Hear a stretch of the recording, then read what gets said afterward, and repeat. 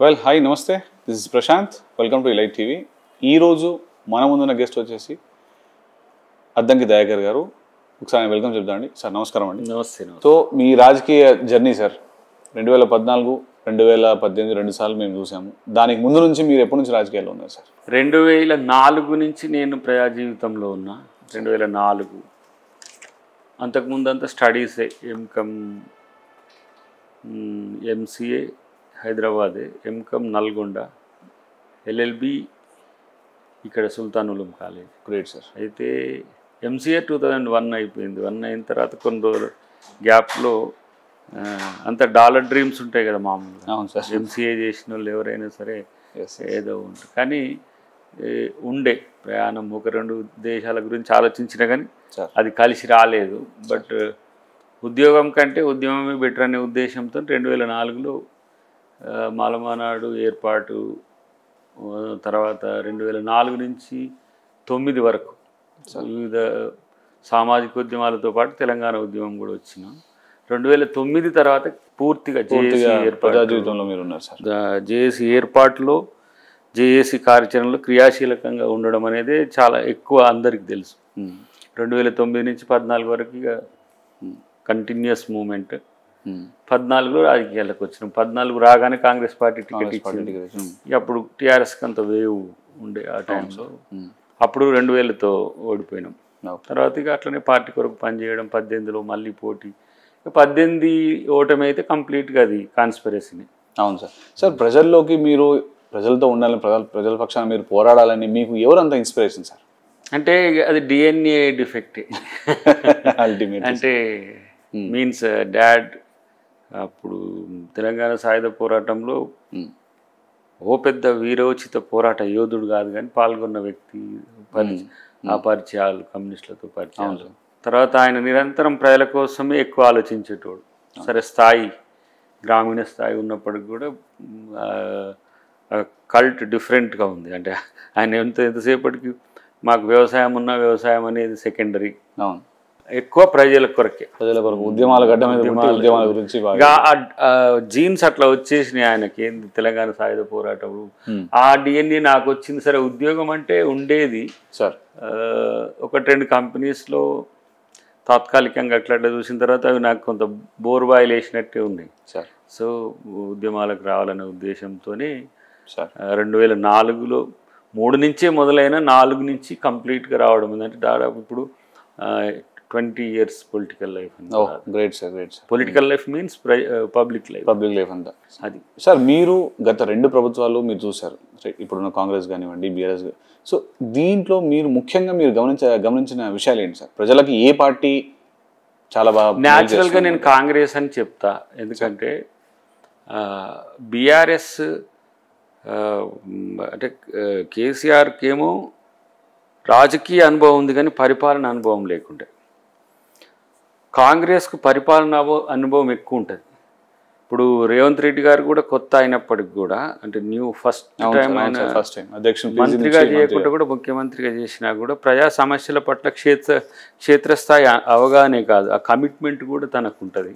తర్వాత party direction ఉంటుంది, AICC direction కూడా ఉంటుంది. సో ఆ అనుభవాన్ని, ఈ కమిట్మెంట్ రెండింటిని కలిపితే ఈ 1 సంవత్సరంలోనే రేవంత్ రెడ్డి గారు చేసిన పనులకు ఈ కొంతమంది చేసే దుష్ప్రచారాల వల్ల ఇంకా కొంత తక్కువ అనిపించినా కూడా మీకు ఈ 2nd ఫినాన్షియల్ ఇయర్లో ఇంకెక్కువ రేవంత్ రెడ్డి గారి యొక్క ప్రజా ఏమంటారు అనుకూల పనితీరు మీకు అర్థమవుతుంది. సార్ చాలా వరకు కూడా రేవంత్ రెడ్డి గారి మీద చాలా మంది ఏమంటున్నారంటే, ఎందుకు వారానికి ఒకసారి ఢిల్లీ వెళ్తున్నాడు ఆయన? అంటే ఆయన చేతిలో పగ్గాలు, చీఫ్ మినిస్టర్ పగ్గాలు లేవంటారా? లేకపోతే ఆయన ఢిల్లీ వెళ్ళిన ప్రతిసారి అక్కడ నుంచి ఎవరైనా వీళ్ళకి ఇన్స్ట్రక్షన్స్ ఇస్తేనే ఇక్కడ వీళ్ళు అమలు చేస్తారా అన్నట్టుగా కొంతమంది మాట్లాడుతున్నారు సార్. దీని మీద మీరే మాట్లాడారు. కేంద్ర ప్రభుత్వ పనులు ఉన్నాయి, కేంద్ర ప్రభుత్వంలో తీసుకురావాల్సి ఉన్నాయి. అధిష్టానం అప్పుడప్పుడు కలవాల్సిన పరిస్థితి వస్తుంది. వివిధ సందర్భాల్లో కూడా వివిధ రకాల కారణాలతో వెళ్లాల్సి వస్తుంది. ఒకటే పని మీద కూడా వెళ్ళడం ఉండదు. కాబట్టి ఢిల్లీ అనేది కాంగ్రెస్ పార్టీ నాయకులు నిరంతరం, మా హెడ్ క్వార్టర్సే ఢిల్లీ. అవును. ఇప్పుడు మరి కాంగ్రెస్ హెడ్ క్వార్టర్స్ ఢిల్లీ కాబట్టి మేము పోతున్నాం, కానీ మరి వీళ్ళు ఎందుకు పోతున్నారు ఢిల్లీకి? వీళ్ళ అధిష్టానం వీళ్ళే కదా. మరి ఢిల్లీలో వీళ్ళు ఎందుకు ఆఫీస్ కట్టుకున్నారు? సో ఢిల్లీ అనేది క్యాపిటల్. సో అన్ని రకాల ఇప్పుడు కేంద్ర ప్రభుత్వంలో బీజేపీ ఉన్న వాళ్ళతో మేము కలిసి పనిచేయాలి, ప్రభుత్వం మా అధిష్టానం నిర్ణయాలను కూడా శిరసావహించాలి. కాబట్టి వాటికి సంబంధించిన అంశంలో కూడా పర్యటనలు ఉంటాయి. సార్ గత మనకు ప్రభుత్వం ఏర్పడి December 9, 2023 నుంచి అనుకుంటా, అప్పటి నుంచి ఇప్పటిదాకా ప్రజల్లోకి 6 గ్యారెంటీలు అని చాలా విషయాల వరకు మనకు గవర్నమెంట్ అంతా ప్రస్తావించింది. సో వీటి మీద మీరు దీని నుంచి ఏమాట్లాడారు? ఇప్పుడు అన్ని గ్యారెంటీలు ఇచ్చారనుకుంటారా? 6 గ్యారెంటీలు 6 నెలల్లో అమలైపోయి అంతా అయిపోయి ఇక పరిపాలన కేసీఆర్కి ఇవ్వాలన్నట్టు ఉన్నది వాళ్ళ ఆలోచన. 6 గ్యారెంటీలు ఇప్పుడు వాళ్ళు రైతు రుణమాఫీ అన్నారు, 9 సంవత్సరాల పాటు చేయలేదు. మేము మొదటి 6 నెలలనే చేసినాం కదా, అదెందుకు వాళ్ళకి కళ్ళకు కనబడతలేదు? సో విమర్శ సహేతుకంగా ఉంటే స్వీకరించవచ్చు, కానీ వాళ్ళ విమర్శలో కక్షపూరితమైన చర్యలు ఉన్నాయి కాబట్టి వాళ్ళని పట్టించుకోవడం కూడా వేస్ట్ అనేది నా అభిప్రాయం. అంటే ఎందుకని సార్ చాలా మంది కూడా మరి ఇంతగా దుమ్మెత్తి పోసి విమర్శ చేయడానికి గల కారణాలు ఏంటంటారు? అక్కసు, అంటే ఫ్రస్ట్రేషన్ కూడా. అంతే, అంత చిన్న ఖర్చు పెట్టి 8,000 కోట్లు పెట్టి ఇంత ఖర్చు పెడితే కూడా మమ్మల్ని ఎట్లా ఓడగొడతారు ప్రజలు, కాంగ్రెస్ ఎట్లా ఓడగొడుతుంది? దానికి కారణం రేవంత్ రెడ్డి గారు నాయకత్వం వహించడం వల్ల కూడా ఆయన మీద వ్యక్తిగత ద్వేషం ఉంటుంది న్యాచురల్గా. సో దాన్ని పెద్దగా ఫ్రస్ట్రేషన్ వాళ్ళని పెద్దగా పట్టించుకోకపోతే మంచిది. మాకు తెలిసి సీనియర్ నాయకులు చాలా మంది ఉండొచ్చు, మాకు తెలిసి మీరు చాలా సీనియర్. మీరు సీనియరా, ముఖ్యమంత్రి గారు సీనియరా? ముఖ్యమంత్రి గారే సీనియర్. అంటే ఆయన రాజకీయ జీవితంలో చాలా సుదీర్ఘ రాజకీయ చరిత్ర ఉంది, దాదాపు 30 సంవత్సరాల పైచిలుకు. సో ఒక సామాన్య వ్యవసాయ కుటుంబంలో పుట్టడమే కాకుండా మామూలు స్థాయి నుంచి తను రెడ్డి అయినప్పటికి కూడా జెడ్పీటీసీగా చేసి అక్కడి నుంచి ఒక ముఖ్యమంత్రి స్థాయికి ఎదిగిన క్రమం ఒకటి. తర్వాత నాకంటే ఏజ్లో సీనియరే, ఎక్స్పీరియన్స్లో సీనియరే. కాంగ్రెస్ పార్టీ ఇప్పుడు మీరు చాలా సీనియరే, మాకు తెలిసి చాలా తెలుసు కూడా. అంటే ఇప్పుడు అద్దంకి దయాకర్ గారు ప్రజలకు ఎప్పటికీ ప్రజలకు అందుబాటులో ఉండే వ్యక్తి ఆయన. సో ఆ విషయం మీద కూడా మేము చాలా వరకు ఇప్పుడు వారు ముఖ్యమంత్రి అయిందంటే మేము కూడా ఫీల్ అవుతున్నాం, అందరం సంతోషపడుతున్నాం. ఒక సందర్భంలో అయితే నన్ను కూడా గౌరవించినట్టే చేసింది, సగం ముఖ్యమంత్రి దయాకర్ అన్నాడు. సో రేపటి రోజున ఏమైతాం, ఎమ్మెల్సీ అవుతామా, ఎంపీ అవుతామా, మంత్రి అవుతామా, ఇంకేదైతామా అనే విషయం పక్కన పెడితే మేము పోరాడిన పార్టీకి అధికారం వచ్చిందంటే ఆ గర్వంగా ఉంటుంది ఎక్కువ. అధికారంలో మేమే ఉండాలనేది ఏం లేదు, నేనే ఉండాలనేది ఏం లేదు. మన మనుషులు ఎవరైనా బాగుంటారు. ఇప్పుడు రేవంత్ రెడ్డి గారిని చూసినప్పుడల్లా మమ్మల్ని మేము చూసుకున్నట్టే అనిపిస్తుంది. ఎందుకంటే ఇప్పుడు మాకంటే ఎక్కువ తెగింపు, మాకంటే ఎక్కువ కసి, మాకంటే ఎక్కువ ప్రజల పట్ల కమిట్మెంట్ ఉన్న నాయకుడు కాబట్టి తను కాంగ్రెస్ పార్టీలకు వచ్చిన దగ్గర నుంచి కూడా నాకు చాలా పని తగ్గింది. అలాంటి వాళ్ళకైతే నేను కాంగ్రెస్ పార్టీలో సీనియర్ కావచ్చు, కానీ రాజకీయాల్లో తనకంటే సీనియర్ కావద్దు. కానీ అయినా కూడా తను రావడమే కాకుండా పార్టీని నడిపించిన తీరు ఏదో ఉంటుంది కదా. ఇప్పుడు మనకు డైలాగ్ ఉండే కదా మనది, పోకిరిది, ఎప్పుడు వచ్చినా నాకంటే సూపర్ సీనియర్స్ ఉంటారు, వాళ్ళు కూడా ఇట్లనే అనుకుంటారు రేవంత్ రెడ్డి గారు మాకంటే జూనియర్ కదా అని. అట్లా ఉండదు కదా. కొంతమంది 40 సంవత్సరాల నుంచి కూడా పని చేసుకుంటూ ఉంటారు, వాళ్ళకి కనీసం ఎమ్మెల్యే పోటీ చేసేది కూడా ఉండదు, రాదు, అవకాశం రాదు. చాలా వరకు కూడా అంటే ఈ విమర్శ అనుకోండి చాలా మంది కూడా అంటూ ఉంటారు కూడా. బట్టి విక్రమార్క గారి గురించి అంటే ఆయన డిప్యూటీ సీఎంగా ఆయన్ని దించాలని చాలా మంది చూస్తున్నారు, వెనక నుంచి గోతులు దోవుతున్నాను. దీని విషయం మీద మీరే మాట్లాడతారు సార్? అది రాజకీయ కుట్రనే నా దృష్టిలో. మొన్న మాట్లాడినప్పుడు ఈటెల గారు మాట్లాడినప్పుడు నేనే కౌంటర్ చేసిన. ఎందుకంటే ఇది సరే ఆయన దళితుడుగా అనేదానికంటే ఇంకా సీనియర్ సిఎల్పిగా కూడా వారికి అనుభవం ఉన్నది. ఆయన తెలిసి తప్పు చేసే ప్రక్రియ ఎక్కడ ఉండదు, చాలా గుంబనంగా రాజనీతిలో కొంత తనదైన శైలి ఉంటుంది. తర్వాత కొంతమంది ఏంటంటే ఈ బిల్కి సంబంధించి పాత గవర్నమెంట్లో కోట్ల రూపాయల బిల్కి సంబంధించి ఆయన సంప్రదిస్తుంటారు. అవును, దానికి ఆయన ఉన్న ప్రభుత్వంలో ఉండే వాటికి ఇప్పుడు లేవు. సో ఇప్పుడు కాళేశ్వరంలో ఉన్న వాటికి బిల్స్ ఇవ్వమన్నారు అనుకోండి, కాళేశ్వరం అనేది వైబుల్ ప్రాజెక్ట్ కాదు. అంటే కానిపెళ్లికి భజంత్రీలు కొట్టినట్టు ఇప్పుడు కోట్ల రూపాయలు పెట్టి వాళ్ళు మాకు బిల్స్ ఇవ్వమన్నారు అనుకోండి, తను ఇవ్వలేడు. ఆ పరిస్థితిలో కొంతమంది నాయకులు వాళ్ళకు అనుకూలంగా ఉన్న వాళ్ళతో ఇట్లా స్టేట్మెంట్ ఇప్పిస్తారు, బట్టి గారు ఇట్లా చేస్తుండ్రు, అట్లా చేస్తుండ్రు, అవినీతి చేస్తుండ్రు, అక్రమం చేస్తుండ్రు. అది ఎంతవరకు సమంజసం మీరు నమ్ముతున్నారు? ఇప్పుడు చాలా మంది కూడా బిల్స్ కోసం వెళ్తే వాళ్ళకి 5% నుంచి 10% దాకా వెళ్తుంది వాళ్ళకి అనే మాట మాట్లాడారు. అది అవగాహన లేనితనం. సో దాన్ని అంటే మనం గోబెల్ నెట్ అయినా ప్రచారం చేయొచ్చు అన్నట్టుగా. ఇప్పుడు మాకు తెలిసిన వ్యక్తులకు సంబంధించిన బిల్స్ అంటేనే ఆ బిల్స్ తరహా కూడా ఉంటుంది.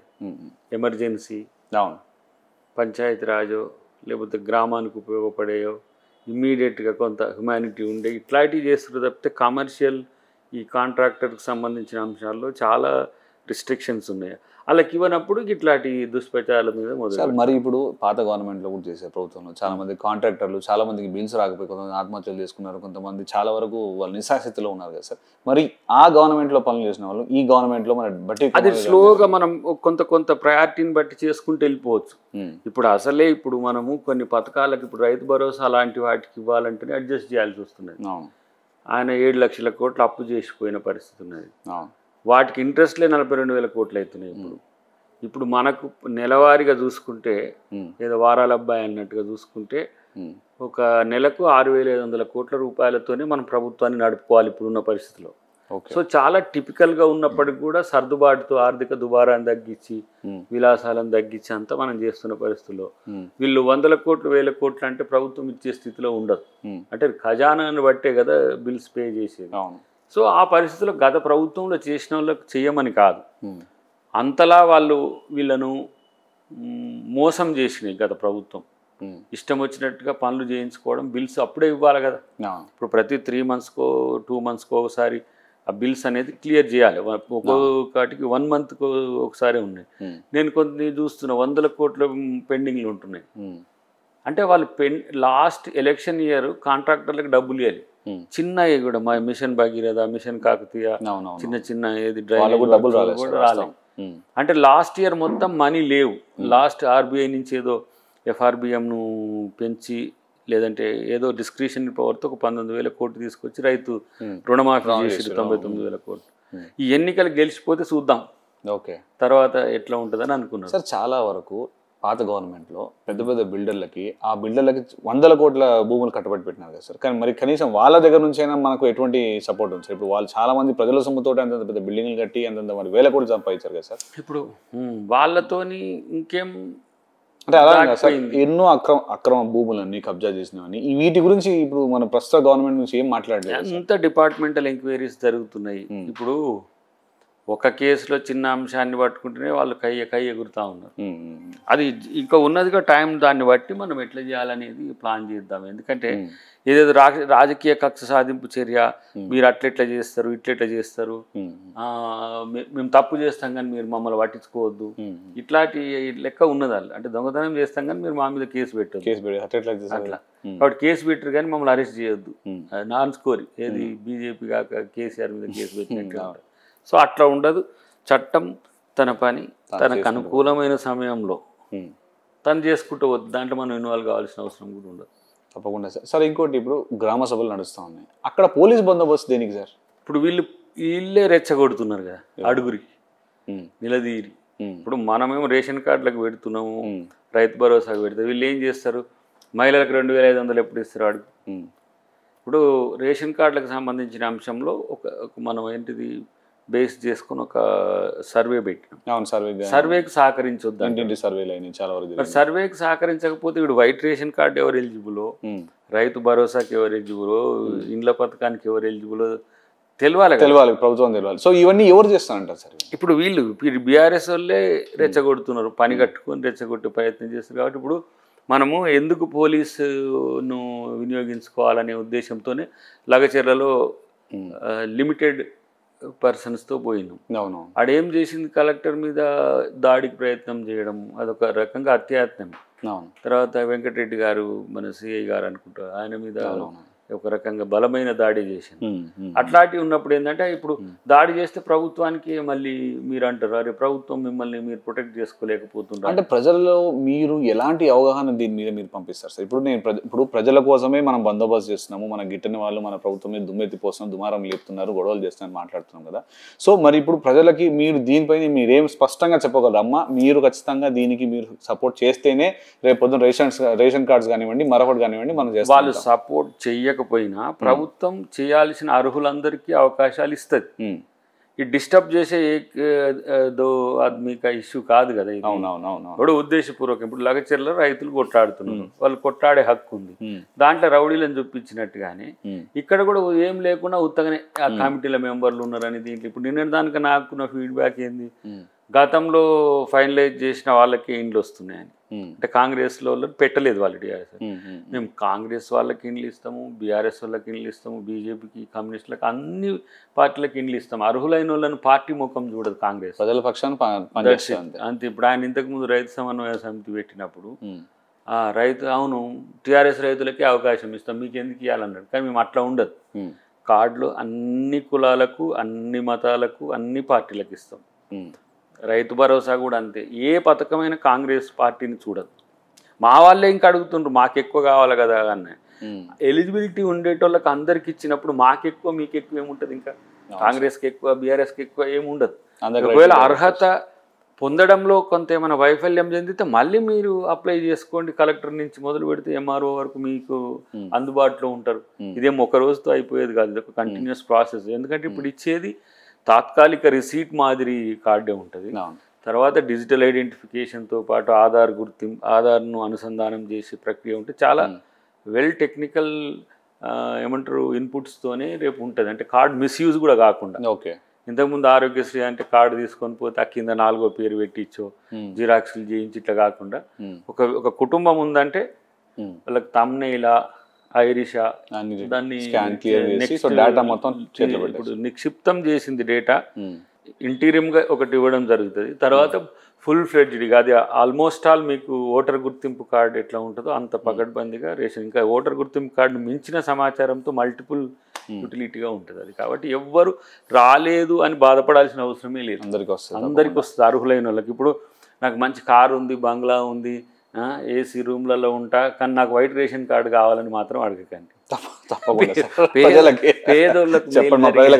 అదే పేదోళ్ళకు అందేటట్టు ఇప్పుడు అన్ని రకాల అవకాశాలు అందరికీ ఉంటాయని అనుకోవడం మూర్ఖత్వం. ఈ ఒక 20 to 30% అయితే వెల్ ఆఫ్ ఉన్నారు కదా, కనీస ఆర్థిక వెసులుబాటు ఉన్నారు. వాళ్ళు కూడా మాకెందుకు వైట్ రేషన్ కార్డు ఇవ్వలేదని అంటే మనం బాధపడాల్సింది తప్పితే ఏం తప్పకుండా సార్. ఇప్పుడు అబో మిడిల్ క్లాస్ వాళ్ళు కూడా రేషన్ కార్డ్స్ దేనికి అని. అవును సార్. సార్ ఇప్పుడు ముఖ్యమంత్రి గారి కింద ఒక 6 మంత్రి పదవులు అలాగే ఉన్నాయి. కాంగ్రెస్లో చాలా సీనియర్ నాయకులు ఉన్నారు, మీరు చాలా సీనియర్. మీరు మంత్రి పదవులకు మీరు ఖచ్చితంగా అర్హులే. సో ఈ మంత్రి పదవులు ఎందుకు ఖాళీగా ఉన్నాయి సార్ ఇప్పటికీ? అంటే ఒకటి ఏంటంటే గవర్నమెంట్ ఏర్పడిన తర్వాత సీనియర్లు అందరిని అకామిడేట్ చేసిన తర్వాత ప్రభుత్వాన్ని ఫస్ట్ నడపాలి. నడుపుతున్న క్రమంలో వర్క్ బర్డెన్ పెరుగుతున్న కొద్ది పెంచవచ్చు ఒకటి. రెండవది ఏంటంటే ఇప్పుడు 6కి 18 మంది ఎలిజిబిలిటీ ఉన్నారు. ఓకే, సో వాళ్ళని రిఫైన్ చేయడము కమ్యూనిటీ బేస్గా. సార్ అందులో కూడా సార్ ఇప్పుడు పార్టీ జనరల్గా ఏం చూస్తుంటే ప్రజల పక్షం ఉన్న నాయకుడు ఎవరు, అత్యంత గట్టిగా పోరాటం చేసిన నాయకుడు ఎవరు, ఖచ్చితంగా అటువంటి వాళ్ళకి పదవి అడ్డగడుతుంది కదా సార్. అటువంటిది అందులో మేము ఎప్పటి నుంచో మిమ్మల్ని చూస్తూ ఉన్నాము, మీరు చాలా సీనియర్, మీకు ఖచ్చితంగా మంత్రి పదవి వస్తే నేను చాలా ఆశించాను సార్. దీని ఇస్తే ఇవ్వచ్చు అంటే అలా కదా సార్, ఇస్తే ఇవ్వచ్చు అని కాదు. నా క్వశ్చన్ ఏంటంటే స్ట్రైట్ అవే కొన్ని వర్గాలు ఉన్నాయి, మరికొందరు అగ్రవర్గ కులాల వాళ్ళు ఉన్నారు. సో వాళ్ళకి వెళ్తుందా లేకపోతే ఇటువంటి వాళ్ళకి ఎవరికైనా ఇచ్చి గవర్నమెంట్ ముఖ్యమంత్రి గారి డిస్క్రిప్షన్ ఒకటి సార్. రెండవది నేను ఎమ్మెల్యేగా గెలిచి ఉంటే అడిగే అవకాశం ఉంది సార్.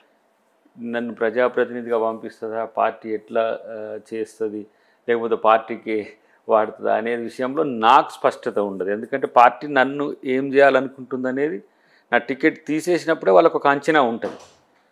అది అధిష్టానం నుంచి మా ముఖ్యమంత్రి గారి వరకు, ఇప్పుడు మా పిసిసి గారి వరకు కూడా తెలుసు అది, ఎందుకంటే ఆ మీటింగ్స్లో ఉన్నారు కాబట్టి. దయాకర్ను మంత్రి చేయాలనుకుంటే మంత్రి చేయొచ్చు, ఎమ్మెల్సీ చేయాలనుకుంటే ఎమ్మెల్సీ చేయొచ్చు, లేదు పార్టీ కొరకు వాడదామంటే పార్టీ కొరకు. ఆలోచనలో మీ మాటలోనే మాకు తెలిసిపోయిందండి. ఎమ్మెల్యేగా చేసిన వాళ్ళకి మంత్రి పదవి కట్టబెడతారు అనేది కాదు, నాకు తెలిసి రైట్ 100%. సి ఎండ్ ఆఫ్ ద డే పబ్లిక్కి మీరు ఎంత మెయిల్ చేసి అనేది పాయింట్. అది వారు ఎంతకుముందు ముఖ్యమంత్రి గారు ముఖ్యమంత్రిగా కాకుండా పిసిసి ప్రెసిడెంట్గా ఉన్నప్పుడు కూడా చెప్పిండ్రు, రాజ్యసభకు వాడచ్చు దయాకర్ను, లేదంటే ఎంపీగా పోటీ చేయొచ్చు. అంటే ఆ 2 అవకాశాలు ఇప్పుడు పోయినాయి.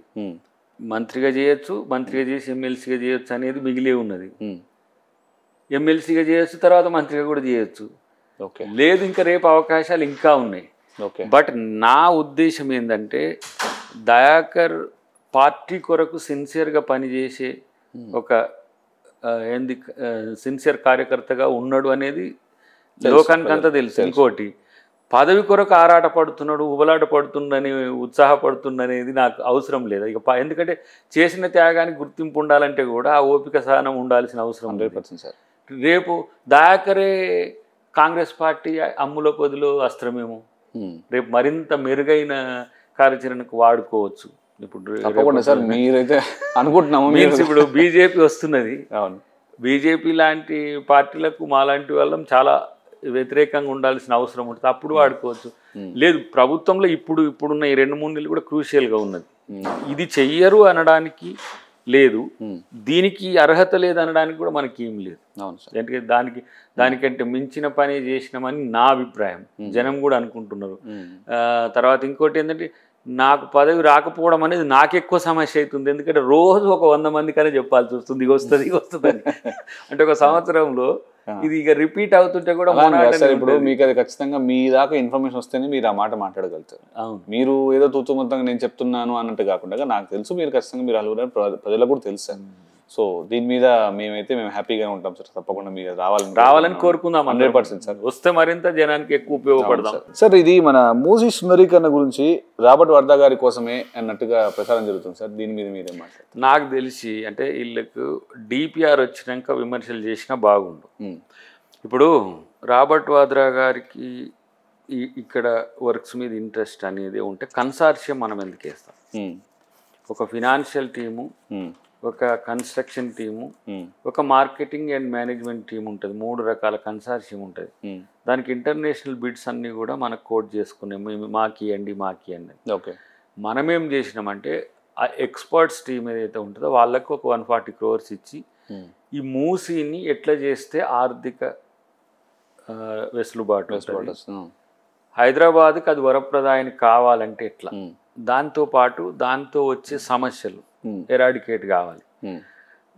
మూసీ పునరుజ్జీవం అనేది కేవలము మూసీ నీటిని కడిగి తెల్లగా చేయడం కాదు, మూసీని 3 రకాల ప్రయోజనాల కొరకు చేస్తున్నాం. మనం బైఫర్కేట్ చేసుకుంటే, మనం ఏదే పాఠాలు చెప్పుకుంటే, ఒకటేమో మూసీలో మురికి నీళ్ళు, దుర్గంధము, అనారోగ్యానికి సంబంధించి వాటిని తీసేసి అండర్ గ్రౌండ్ నుంచి, క్రస్ట్ నుంచి మురికిని తీసుకువెళ్ళి ఎస్టీపీలు ఎక్కడెక్కడో పెట్టి వాటిని క్లీన్ చేసి పంపించడము. మంచినీటిని మనం 5 TMCని కొండపోచమ్మ నుంచి తీసుకొచ్చి హిమయత్ సాగర్కి ఒక 2.5 TMC, దీనికి ఒక 2.5, అవసరమైతే 10 TMC కూడా తెచ్చుకోవచ్చు. ఈ కంటామినేటెడ్ వాటర్ లేకుండా ఉంటే ఏమైందంటే దోమలు రావు. దోమల వల్ల ఎన్ని రకాల రోగాలు వస్తాయి ఇక మీరు చెప్పనక్కర్లేదు. అన్ని డెంగ్యూ, ఇంకా అన్ని రకాలు వస్తాయి. ఫస్ట్ అది పోతుంది. రెండవది, ఆ నదీ తీర ప్రాంతంలో ఈ business model, buildings, malls, commercial కాంప్లెక్స్లు ఇవన్నీ కట్టడంతో పాటు, అంటే ఆ చోట అంత స్థలం ఉందంటారా?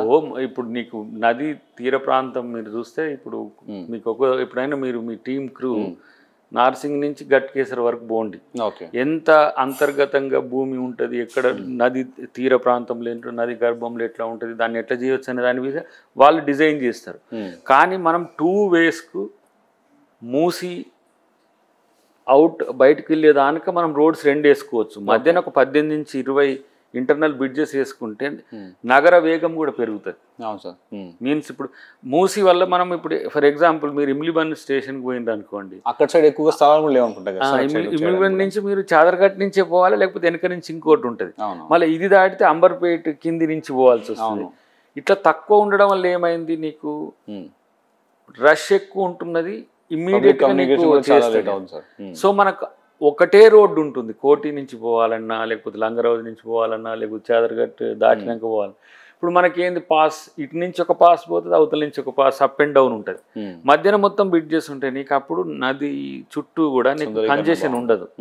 సుందరీకరణ అనేది చిన్నది, మీన్స్ అది పూలు పెట్టడం, మురికి నీళ్ళలో పూలు పెట్టడం అనేది సుందరీకరణ. దీన్ని ఇప్పుడు ఈ రెండోది ఏంటిది, కమర్షియల్గా చేయడం వల్ల మనకి ఎకనామిక్గా కూడా బెనిఫిట్ వస్తుంది. వాటిని ఇతర కంపెనీలకు ఇవ్వడము, ఇతర వాళ్ళకి మనం వీలైతే G+3 అక్కడక్కడ వీలున్న చోట కట్టొచ్చు కూడా. ఇప్పుడు మనకేదైతే చారిత్రక కట్టడాలు ఉన్నాయో, ఫర్ ఎగ్జాంపుల్ ఉస్మానియా హాస్పిటల్ను మనం మ్యూజియం చేసుకుంటాం, ఎందుకంటే అది హెరిటేజ్ బిల్డింగ్, హైకోర్టు బిల్డింగ్ కూడా న్యూ బిల్డింగ్ వస్తుంది. దానివల్ల ఇప్పుడు హైకోర్టుకి ఎంత రద్దీ ఉంటుంది పోయేటోళ్ళు, వాళ్ళంతా అక్కడే ఇరికిపోవాలి. రోడ్స్ ఏమైనా ఎలాబరేట్ చేసే ఛాన్స్ ఉంది? అదే బోత్ వేస్ ఏవైతే ఉన్నాయో రెండు ప్యారలల్గా పోతుంది. ఇప్పుడు మొత్తం మనకు డిపిఆర్ వచ్చినాక తెలుస్తుంది. తర్వాత మూడవది ఏంటంటే, ఒకటి అంటే ఈ కమర్షియల్గా వయబుల్గా రావడం, మనకు ఒక 10-15 వేల కోట్ల రూపాయల రెవెన్యూస్ కూడా వస్తాయి. మధ్యన మురికి పోతుంది, కడుపులో క్యాన్సర్ లెక్క అది ఉన్నది హైదరాబాద్కు, అది పోతుంది. ఇదైన తర్వాత మూడోది ఏంటంటే మనకు ఇంటర్నేషనల్ బ్రాండింగ్ కూడా కావాలి. ఎవరన్నా వచ్చినోడు హైదరాబాద్లో పెట్టుబడులు పెట్టాలంటే ఆ హైటెక్ సిటీ నుంచి అటే చూసిపోరు, వచ్చి హైదరాబాద్ను కూడా చూసిపోతారు. What is the potential of the city అనేది. రేపు అంతర్జాతీయ పెట్టుబడులు రావాలన్నా కూడా మనం అంతర్జాతీయ నగరాల స్థాయికి ఉండాలి. ఇప్పుడు ఏఐ సిటీ మనం అంటే 4th సిటీలో ఏఐ సిటీ వస్తుంది. అది గ్లోబల్ మార్కెటింగ్, అది ఆర్టిఫిషియల్ ఇంటెలిజెన్స్ సిటీ అనేది ఒక పెద్ద ఫినామినా రేపు ఇండియాలో. మనం ఇప్పుడు హైదరాబాద్కే వచ్చింది, అది చాలా ఇంక్రెడిబుల్ ఉంటుంది సార్. దాన్ని మనము టూరిజంను ఎంపవర్ చేసుకోవచ్చు, పెట్టుబడులను రాబట్టవచ్చు, హైదరాబాద్ బ్రాండ్ ఇమేజ్ని పెంచుకోవచ్చు. రేపటి రోజున భారతదేశంలో అతి ముఖ్యమైన పట్టణాల్లో హైదరాబాద్ అనేది టాప్ రేంజ్లో ఉంటుంది. ఓకే, ఢిల్లీకి ఉన్న పొల్యూషన్ లేదు, ఢిల్లీకి ఉన్న ఇసుక తుఫాన్ లేవు, ఢిల్లీకి ఉన్న చలి తీవ్రత లేదు. అంటే హిమాలయాల వల్ల అక్కడ సమస్యలు వస్తాయి. ఇప్పుడు ఈ సందర్భంగా నువ్వు ఢిల్లీకి పోతే ఢిల్లీ ఎట్లా ఉంటుందో మీరు తెలుసు. కానీ హైదరాబాద్ డక్కన్ ప్లేట్ క్వీన్ ఇది. డక్కన్ ప్లేట్లో నాగ్పూర్ కంటే, మనకు ఔరంగాబాద్ కంటే, ఇటువైపు బెంగళూరు అంటే డక్కన్ ప్లేట్ దాటిపోతుంది. కర్నూలు కన్నా ఇటువైపు ఏ ప్రాంతం కన్నా Hyderabad highest, safest, ecological balances ఉండే నగరం. రేపు వరల్డ్ క్లాస్ సిటీగా చేసేటప్పుడు ఈ వచ్చి మూసి మురికిని చూస్తే ఇక మనకి ఎట్లుంటుంది కాదు. మంచి తలకాదు కొని కళ్ళద్దాలు పెట్టుకొని సూట్ వేసుకొని కింద ఏది మురికి కండువగా చుట్టుకున్నట్టు ఉంటుంది. కింద షూస్ వేసినా లాభం లేదు.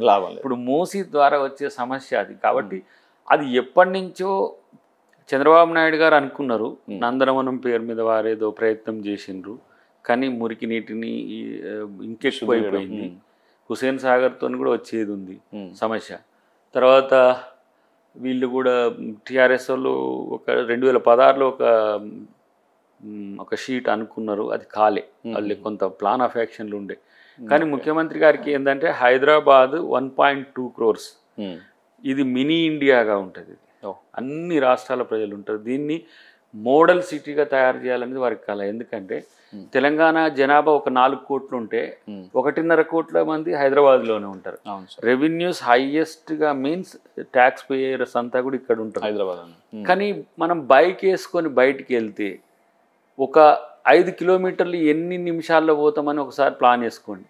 లేదంటే ఇప్పుడు బంజారాహిల్స్, జూబ్లీహిల్స్ ఇవే ఒక్కొక్క 5-6 కిలోమీటర్లకు 1 hour పడుతున్న సందర్భం. ఇప్పుడు 20 నిమిషాలు పడుతుంది. ఇప్పుడు మనకి ఇప్పుడు కేబీఆర్ పార్క్ ఉంది. కేబీఆర్ పార్క్ చుట్టూ 600 to 800 crores తోని అండర్ పాస్లు, ఫ్లైఓవర్లు, ఈజీ మూవ్మెంట్. ఇప్పుడు ఫిల్మ్ నగర్ నుంచి అటు road number 45 Jubilee Hills check post, ఇటు ఎమ్మెల్యే కాలనీ, అటు పోతే కమాండ్ కంట్రోల్ రూమ్, అటువైపు బసవతారకం. ప్రతి పాస్ నీకు మినిమం 5 minutes నువ్వు రౌండ్ వేసేటట్టు. ఇప్పుడు అది ఉందా సార్?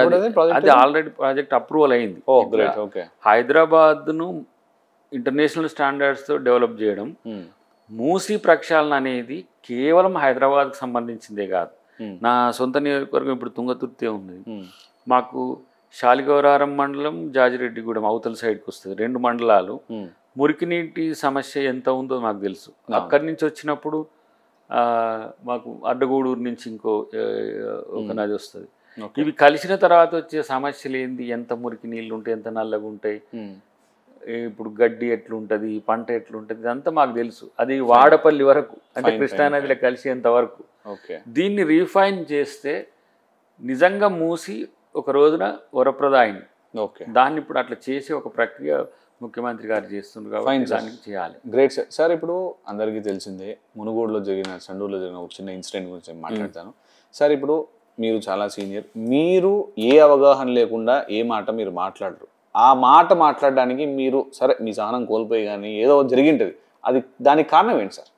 ఇప్పుడు నాకు ఐఎమ్ పార్టీ మెన్, నేను పార్టీ ఇంట్రెస్ట్ కొరకు నా ఇంట్రెస్ట్ని కూడా కూల్చుకోవడానికి సిద్ధపడతా. Party first. దయాకర్ అనే లాంటి వాళ్ళ కొరకు వందల ఆపర్చునిటీస్ ఇచ్చేది పార్టీ. అది బతికితే దాని కింద ఇప్పుడు 1000 మంది పోస్టులతో బతుకుతారు, కోట్ల మంది ప్రజలు సంతోషంగా బతుకుతారు. పార్టీ అధికారంలోకి రావాలని నేను 2014లో కాంగ్రెస్ పార్టీకి వచ్చిన, 2024 ఇది 25. ఈ 10 సంవత్సరాల పాటు నాకు వ్యాపారం లేదు, వ్యాపకం లేదు, ఒక ఆలోచన లేదు, ఇంకో ప్రయత్నం ఉండదు. నేను ఐఎమ్ ఫుల్ టైం పొలిటీషియన్, అంతే.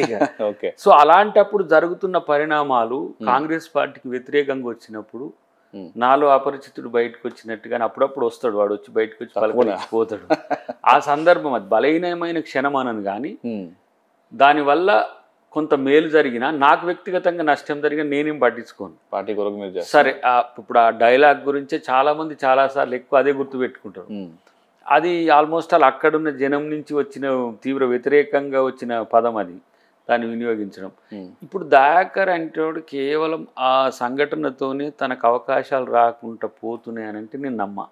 ఓకే, నాకు అవకాశం వచ్చేంత వరకు ఎలాంటి పదవి రావాలనే విషయంలో పార్టీకి ఒక ఆలోచన ఉండి ఉంటుంది కంపల్సరీ. కానీ నేను అది రాకపోతే అబ్బా నేను చాలా ఫెయిల్ అయినాను అనుకుంటోని కాదు, నేను ఫీల్ అయ్యేటోని కూడా కాదు. అట్లా అనుకుంటే నాకేమి 2014 తర్వాత ఎంతమంది నన్ను వేరే పార్టీలకు రమ్మని చెప్పిండ్రు, 2018 తర్వాత రమ్మన్నారు, నువ్వు ఫుల్ వోకల్గా ఉన్నావు, మంచి యూత్, యంగెస్ట్ ఫెలో, ఎందుకు నీ ఆపర్చునిటీస్ మిస్ అవుతున్నావు అని. కానీ నేను నా ఐడియాలజీకి కాంగ్రెస్కు దగ్గర సంబంధాలు ఉంటాయి. ఎందుకంటే ఇప్పుడు రాహుల్ గాంధీని చూస్తే మా కొట్లాట నేను చూసుకున్నట్టు ఉంటుంది. నాకంటే 1000 రెట్లు రాహుల్ గాంధీ గట్టి కొట్టాడగలడు. అలాంటి వాడిని అనుసరించడం అనేది నా విధిగా భావిస్తా. మీరు చూస్తే ఆడ అంబేద్కర్ ఉంటాడు, ఆడ పూలే ఉంటాడు. ఇట్లా సామాజిక న్యాయం సంబంధించి నేను సామాజిక ఉద్యమాల నుంచి వచ్చిన కాబట్టి కాంగ్రెస్ నాకు కరెక్ట్ యాప్ట్ అవుతుంది. వేరే వాటికి ఇప్పుడు బీఆర్ఎస్ తోని 2009 నుంచి 14 వరకు కలిసి ఉన్నాం జేఏసీలో. నేను బీఆర్ఎస్కి పోవచ్చు, నేను తెలంగాణ మూవ్మెంట్ వాళ్ళకంటే సిన్సియర్గా చేసినవాడిని, నేను వాళ్ళు ఆగిపోయినప్పుడు కూడా చేసినవాడిని నేను. అవును సార్, అవును సార్. కానీ నేను బీఆర్ఎస్ రాజకీయం ఒక దశలో అనుకున్నారు అప్పుడు వాళ్ళు, నేను అడిగినా లేదా అనే విషయం పక్కన పెడితే నేను టీఆర్ఎస్తో ఊహించుకోలేదు. కాంగ్రెస్తో కంపల్సరీ పోవాల్సిన పరిస్థితి వచ్చింది నాకు. 2 సార్లు మీరు ఓటమి పాల్గొనడం జరిగింది. ఇంత నెట్వర్క్ ఉండి, ఇంత ప్రజల్లో మీ బలం ఉండి, ఇంత ఉండి కూడా దీనికి ప్రధానమైన కారణాలు ఏమన్నా నాకు ఒక 3 చెప్పగలరా? ఎందుకు దయాకర్ గారు దీనిలో ఫెయిల్? అంటే దయాకర్ గారు ఎక్కువ చదువుకున్నారన్నా, దయాకర్ గారు అందరికంటే విద్యావంతుడనా, లేకుంటే దయాకర్ గారు అందరికంటే ప్రజలు బలం బాగా దయాకర్కు ఉంది, దయాకర్ రేపు పొద్దున గెలిస్తే, లేకపోతే ఇటువంటి ఏమన్నా మీకు దుష్టశక్తులు లాంటివి ఏమన్నా మీకు ఏమైనా అడ్డుపడ్డాయా? అంటే నేను కొట్లాడడంలో, పోరాడడంలో నాకు నైపుణ్యం ఉన్నట్టుంది, పదవులు తెచ్చుకోవడంలో నైపుణ్యం లేనట్టుంది. నేను నా పదవి కొరకు నేనుగా ఒక ఏమంటాం స్ట్రింజెంట్ యాక్షన్ ఉండదు. Okay okay. నేను ఎమ్మెల్యే కంటెస్ట్ 2 సార్లు చేసినా కూడా నా ప్రమేయం కంటే పార్టీ ప్రమేయమే ఎక్కువ ఉంది. ఈరోజు పోటీ చెయ్యలేదంటే కంటే నాకంటే కూడా పార్టీ ప్రమేయమే ఎక్కువ ఉంది. ఎందుకంటే వాళ్ళు ఇచ్చినప్పుడు చేసిన, వాళ్ళు వద్దన్నప్పుడు ఊరుకున్నా, రేపు వాళ్ళు ఏం చెయ్యమంటే చేస్తా, లేదు ఊరుకోమంటే ఊరుకుంటా. కానీ ఇప్పుడు ఊరుకోమంటే ఊరుకుంటా అంటున్నావు కాబట్టి నీకేమి ఇస్తలేరని ఒక మళ్ళీ మాట వస్తున్నది. అవును. కానీ ఈ పరిస్థితుల్లో నేను ఏం చేయాలనే విషయంలో నాకంటే పార్టీకి ఎక్కువ. కానీ ఈ ప్రెషర్ ఏదైతే ఉందో దీన్ని తట్టుకోలేని పరిస్థితి వచ్చింది. నేను ప్రశాంతంగా ఇప్పుడు ఈ 1 ఇయర్ ఆఫ్టర్ 20 ఇయర్స్ ఈ 1 ఇయర్ ఉన్నంత ప్రశాంతత, అంటే అధికారంలోకి వచ్చిన కాబట్టి పోరాటాలు లేవు, కొట్లాటలు లేవు, బట్ రోజువారీ బిజీ ఉంటుంది. బట్ ఒక కంఫర్ట్ ఫీల్ ఏంటంటే మైండ్ఫుల్గా లైఫ్ను ఎంజాయ్ చేస్తున్నా. ఈ 1 ఇయర్ పెద్దగా మనకేం బాధ్యతతో కూడిన పని ఉండదు. రేపు మళ్ళీ వచ్చినాక మళ్ళీ సీరియస్గా వెళ్ళిపోతాం. కానీ ఇప్పుడు ఈ మధ్యన ఈ టీవీల వల్లనో వీటి వల్లనో ఈ ఫ్యాన్స్ ఏర్పడడం అనేది ఒక పెద్ద సమస్య. దీనివల్ల ఏమవుతుంది, ఈసారి రాకపోతే చూస్తాం, ఎట్లా చేస్తాము, ఈసారి రాకపోతే ఈ భయపెట్టుడు ఎక్కువైంది. అందుకనే ఈసారి మంచిగానే వస్తుంది, వాళ్ళకి చెప్తున్నా మంచిదే వస్తుంది, మంచిగానే వస్తుంది అనేది చెప్పుకుంటూ పోతున్నా. మంచిగానే రావాలని కూడా నాకు కూడా ఉంది. తప్పకుండా సార్. ఇక్కడ మాకు ఏమర్థమవుతుందంటే మీరు చెప్తా ఉంటే తప్పకుండా ఈ ఉన్న 6 మంత్రి పదవులు ఖాళీలు ఉన్న దాంట్లో మీకు ఏదో ఒకటి రావాలని మేము ఆశిస్తున్నాం. వస్తే మంచిదే. ఇప్పుడు రావట్లేదని నేను అన్నాను అనుకో, దయాకర్కి ఇంట్రెస్ట్ లేదని అంటట్టుంది. సరే ఎప్పటికైనా పదవులు రేపటి రోజు అనేది ఇగో సామర్థ్యం ఉన్న వాళ్ళకి అభద్రత ఉండదు. నా కాన్ఫిడెన్స్ ఏంటంటే నేను పని చేసుకుంటూ పోవడం మాత్రమే ఆలోచిస్తా. అవును సార్, అవును. పదవి గురించి ఆలోచించటం అయితే మామూలుగా పదవులు రాకపోతే ఒక్కొక్కరు ఎట్లా ట్రాన్స్ఫర్ అయ్యారు, రింగన పురుగులకు తిరిగి వచ్చేసారు. ఇప్పుడు మళ్ళీ ఏ పార్టీలు ఉండంటే స్టేటస్ చూడాలి వాళ్ళకి. ఇప్పుడు మనం ఫ్లైట్ స్టేటస్ చూసినట్టు, లేకపోతే ట్రైన్ స్టేటస్ చూసినట్టు ఇప్పుడు ఎక్కడ ఆగిందని చూడాలి. కానీ నాకు అవసరం లేదు, నాకు అవకాశం నాకు పార్టీ ఇస్తుందని నమ్మకం ఉంది. కాబట్టి డెఫినెట్గా కాంగ్రెస్ పార్టీలో నాకు ఇప్పుడు నేను ఇప్పుడు 2 తెలుగు రాష్ట్రాలు నువ్వు ఎక్కడికి పో, అద్దంకి దయాకర్ కాంగ్రెస్ మీద, నువ్వు ఆంధ్ర తెలంగాణ ఎక్కడైనా ఆ ఐడెంటిటీ కంటే నాకు సిన్సియర్గా ఉన్నాడు దయాకర్ ఎటు పోకుండా అనే పేరు 100 పదవుల కంటే ఎక్కువైంది. ఇది లైఫ్లో అందరికి రాని అవకాశం. సరే మేము కూడా మేము ఎలా అనుకుంటామంటే ఖచ్చితంగా దయాకర్ గారికి ఏదో ఒక పోస్ట్ వస్తాను మేము తప్పకుండా మా ప్రజలు కూడా అదే ఆశిస్తారు సార్. సార్ ఇప్పుడు ఇంకొక విషయం ఏంటంటే గత ప్రభుత్వం ఇష్టానుసారంగా పర్మిషన్ ఇచ్చింది కట్టుకోవడానికి. ఎక్కడ పడితే అక్కడ లేక్స్ అంటారు, లేక్ వ్యూస్ అంటారు, ఎక్కడ పడితే అక్కడ పెద్ద పెద్ద బడా బిల్డర్లు అందరికీ ఇచ్చేసింది కదా. హైడ్రా అనేది కొన్ని రోజులు నడిచింది, తర్వాత ఆగిపోయింది. దీని మీద మీ కామెంట్ ఏంటి? రివ్యూస్ అవుతున్నాయి. హైడ్రా ఇప్పుడు పంతా మార్చుకుంది. ఇప్పుడు తుఫాన్ కాక పంతా మార్చుకున్నట్టుగా హైడ్రా కూడా పంతా మార్చుకుంది. ఏంటంటే complaint based, enquiry based, evidence బేస్డ్గా టార్గెట్ చేస్తుంది. ఇంతకుముందు మనం ఇదే చేసినాము, కానీ ఆర్డినెన్స్లో ఉన్నది కోర్టులు మనకు డైరెక్షన్ ఇచ్చిన ప్రకారం ఒక కబ్జా అక్రమాన ఉందనుకోండి, దాని మీద ఎంక్వైరీ చేస్తుంది, నోటీసెస్ ఇస్తుంది, ప్రూవ్ చేసుకోమంటుంది. అది కాదన్నాక అది ఎంత పెద్ద ఆస్తి అయినా సరే కూల్చుతుంది. అయితే సామాన్యుల విషయంలో మనం ప్రత్యామ్నాయం చూపించాలని ఇప్పుడు ఒకటి కొత్తగా పెట్టినాం ప్రభుత్వం నుంచి. సరే ఇంతవరకు కూడా చాలా మంది రోడ్డున పడి ఏడుస్తున్నారు, చాలా మంది మహిళలు చాలా వరకు బాధపడుతున్నారు. వాళ్ళకి సంబంధించిన అంశంలో ఇప్పుడు బిల్డింగ్ కూలిపోయింది, ఈఎంఐ కట్టాల్సి వస్తుంది. ఇట్లా టిపికల్ కేసెస్ నేను వింటున్నా. అవును, ఈఎంఐ కట్టాల్సిన పరిస్థితి వచ్చినప్పుడు మీరు ప్రభుత్వాన్ని సంప్రదిస్తే బ్యాంకుకు సంబంధించిన అంశంలో వాళ్ళకు సముదాయించి చెప్తారు. లేదు మీకు ఆల్టర్నేట్ ఒకటి చూపించడమా, రియల్టర్ల మీద కేసులు అవుతున్నాయి, ఎవరు ఎక్స్పోజ్ చేస్తారు అవుతున్నాయి, ఎవరు ఎక్స్పోజ్ చేస్తలేరు. ఎవరెవరి మీద క్రిమినల్ కేసెస్ అవుతున్నాయి, ఎవరెవరి మీద ఫినాన్షియల్ క్రైమ్ అవుతున్నాయి ఎవరు చెప్పట్లేదు. సరే ఇప్పుడు మీరు వాళ్ళ మీద కేసెస్ అవుతున్నాయి అంటారు, వాళ్ళు మళ్ళీ వచ్చి ఏదో సెటిల్మెంట్కి వస్తారు కదా. లాస్ట్కి ఇక్కడ అన్యాయం జరిగేది సామాన్యుడికి. ఈ సామాన్యుడికి రేపొద్దున మీరు ఏ విధంగా మీ ప్రభుత్వం ఇప్పుడు మూసి అనుకోండి బ్రదర్, ఆల్మోస్ట్ నీకు ఒక 2 నుంచి 3 వేల కోట్ల రూపాయలు అదనంగా అయితే మనం 10,000 crores ఇప్పుడు మూసీకి కంపెన్సేషన్ కింద పెట్టినాం. హైడ్రా కంపెన్సేషన్ అనేది ఉండదు. ఎందుకంటే హైడ్రా ఎవరైతే హక్కుదారులు ఉన్నారో వాళ్ళది కూల్చదు. ఎవరైతే హక్కుదారులు కాని వాళ్ళను వాళ్ళకు మనము ప్రత్యామ్నాయ ఏర్పాట్లే కదా, ఇప్పుడు డబుల్ బెడ్రూమ్ ఇల్లు, లేకపోతే రాజు ఇట్లాంటివి మనం వాళ్ళకి ఆల్టర్నేట్ చూపించి ఇవ్వడమే. ఇప్పుడు మీకేమో పేదల ఇండ్లు, నిరుపేదల ఇండ్లే కనబడుతున్నాయి, మాకేమో చెరువుల కబ్జాలు కనబడుతున్నాయి. ఒక్కొక్క property cost 500 crores, 600 crores, 800 crores. దాంట్లో వీళ్ళు ఏం చేస్తారంటే నామినల్గా గుడిసెలు పేదోళ్ళతో నేర్పిస్తున్నారు, దాని వెనుక ఒక ఎక్స్ ఉంటున్నారు. అట్లాంటివి కూడా రూట్ కాస్ట్ చూస్తున్నారు. నిజంగా పేదలు ఉండరు అనుకున్నాడు 100 మంది ఉన్నారు, 100 మందికి 100 ఇండ్లు ఇవ్వడం అని ఎంత సార్. ఇప్పుడు మీరు ఎవరైతే ఆ ఎక్స్ అని మాట్లాడారో ఎవరో పెద్ద రాజకీయ నాయకుడు లేకపోతే పెద్ద వ్యాపారం ఎవరెవరు ఉంటారు, whoever it's not, but end of the day ఉన్న విల్లాలు ఎక్కడో కూల్చారు, ఇవన్నీ జరిగాయి కదా. సో వాళ్ళు ఈఎంఐ కట్టుకోవాలని బాధపడుతున్నారు. సో ఈ బిల్డర్ల మీద కేసు చేస్తారా లేకపోతే ఎవరు? బిల్డర్స్ ఎవరైతే అక్రమంగా భూమి రిజిస్ట్రేషన్ చేసుకుంటారో వాళ్ళనే బాధ్యులుగా చేస్తాం. వాళ్ళు కూడా మోసపోయినారు అనుకో, ఆ మోసపోవడానికి కారణం ఎవరనేది అధికారుల మీద కూడా కేసులు అవుతున్నాయి చాలా మంది. అవును సార్, అధికారులు తప్పకుండా ఇప్పుడు లాస్ట్ గవర్నమెంట్ లో పర్మిషన్స్ ఎందుకు ఇచ్చారనే మాట కూడా మాట్లాడతారు. కాబట్టి దీన్ని ఆర్డినెన్స్ ను మా డిమాండ్ ఏంది, మా లాంటి వాళ్ళది ఏంటంటే మీరు చట్టమే చేయండి ఏకంగా. హైదరాబాద్ అనేది లేక్స్ లేవు, చాలా దుర్మార్గమైన ప్రక్రియ. అవును sir. Peripheral Hyderabad means rural Hyderabad కూడా నీకు చెరువులు లేకుండా పోతే ఈ కాంక్రీట్ జంగిల్లో సామాన్య జీవితం ఒక బోర్బాయిలు వేసినట్టే ఉంటుంది.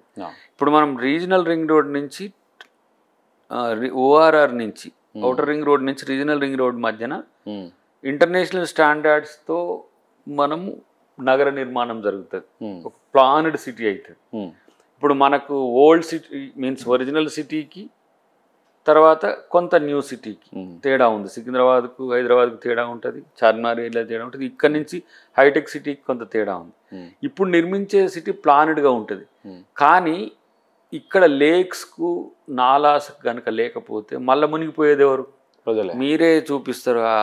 ఏంది డ్రైనేజీలో ఇరికిపోయిన అమ్మాయి ఎక్కడో తేలింది తెలియదు. ఇలాంటి పరిస్థితులు ఎందుకు? మనం మళ్ళీ ఇప్పుడు హైదరాబాద్లో బోట్స్ కొనుక్కొని ఎడ తిరుగుదాం? రోడ్సే లేవు. ఆ రోడ్స్ మీద వచ్చే బోట్స్తో తిరగాల్సి వస్తుంది. అంటే నగరం మునిగిపోతుంది. మనం మునిగిపోతుంది, వరదలు వస్తున్నాయని మొత్తుకునేది మనమే. కాబట్టి ఇప్పుడు మనం మూసి ఏంది లోతట్టు ప్రాంతం. అవును. ఎప్పుడైనా ఒక నది ఒక ప్రాంతం నుంచి పోతుందంటే అది లోతట్టు ప్రాంతం. నీళ్ళు ఎప్పుడైనా కిందికే వస్తాయి. ఆల్వేస్ టు మూసిని. అవును.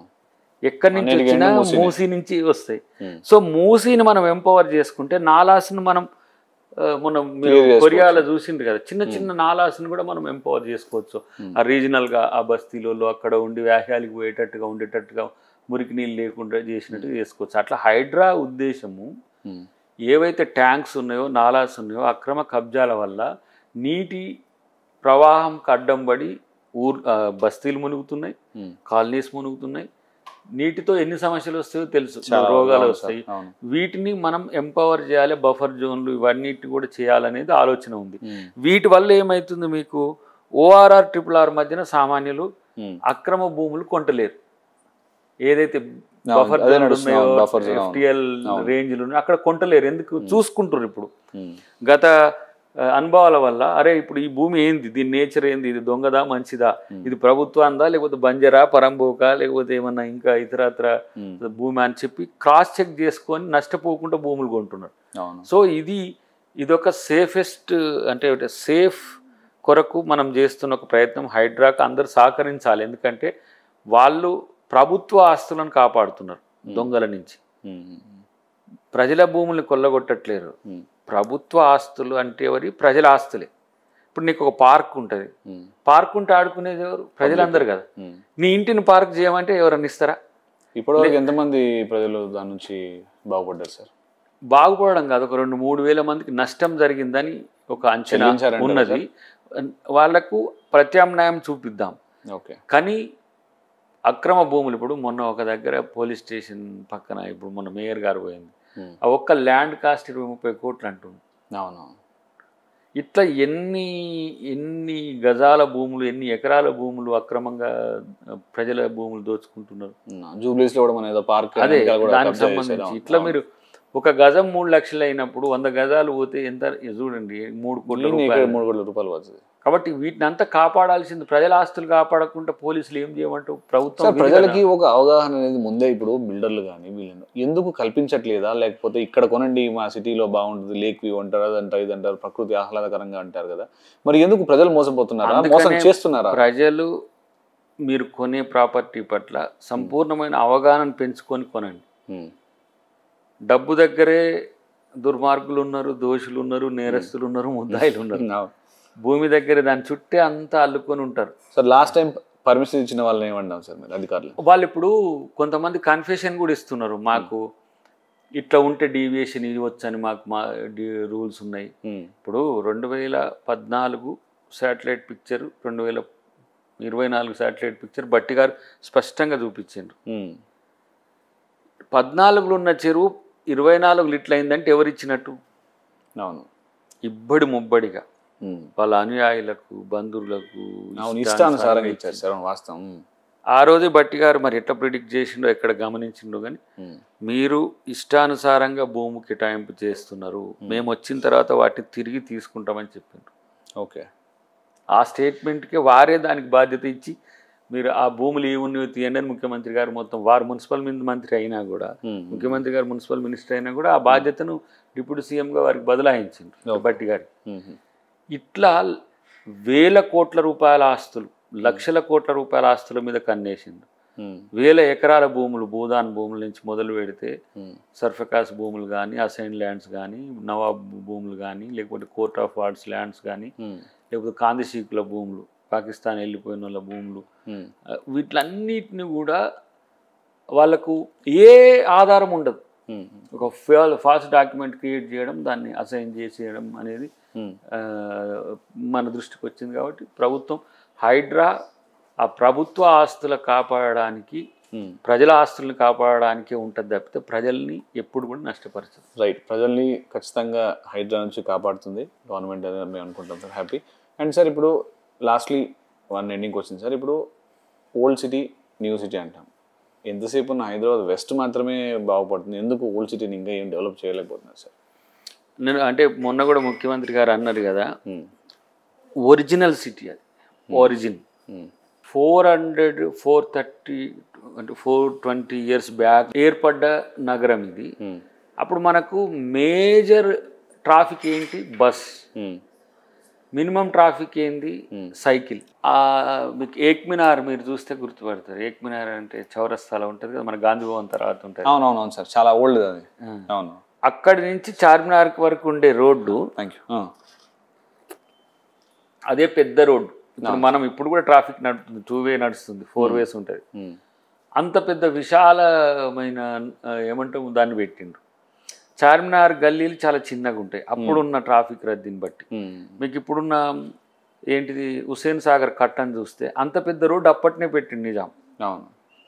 ప్లానెడ్గా కట్టినా ఇప్పుడు 400 years తర్వాత ట్రాఫిక్ ఉపయోగపడే నగరం కావాలంటే 6 lane రోడ్స్ కావాలి. ఇప్పుడు మీకు ఇటు ఉన్నాయి కదా, ఇప్పుడు ఓవరాల్ ఇటు సైడ్ ఉన్నాయి కదా, గీడ కూడా భూజా పక్కన ఇటు ఉన్నాయి కదా పెద్ద పెద్ద రోడ్లు, అటు 3 రోడ్లు.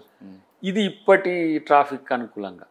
సో ఒరిజినల్ సిటీని మనం ఎంపవర్ చేయాలంటే మొన్న ఇప్పుడు ఇక్కడ హైకోర్టు తర్వాత జూ పార్క్ నుంచి ఆరాంఘర్కు పోయే ఒక ఫ్లైఓవర్, అది ఎవరు ప్రతిపాదించిందంటే మీకు జోక్ అనిపిస్తుంది, అది రాజశేఖర రెడ్డి గారు.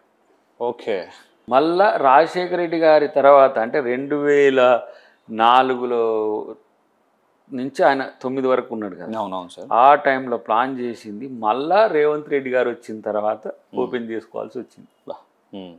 ఇప్పుడు మనం మెట్రో కూడా వయా ఫలక్నుమా అవును ప్రతిపాదించి కూడా చేస్తే అది ఇట్లా ఎయిర్పోర్ట్కి వస్తుంది, ఏది ఎయిర్పోర్ట్ బేస్కి వస్తుంది.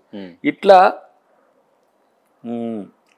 జూ పార్క్ని కూడా దాన్ని గార్డెన్ చేసి జూ పార్క్ చేసేది ఒక ఆలోచన ఉంది. తర్వాత మీరాలం అని ఉంటుంది. మీరాలం కూడా ఇప్పుడు మన దుర్గం చెరువు మాదిరిగా వ్యాహ్యాలకి.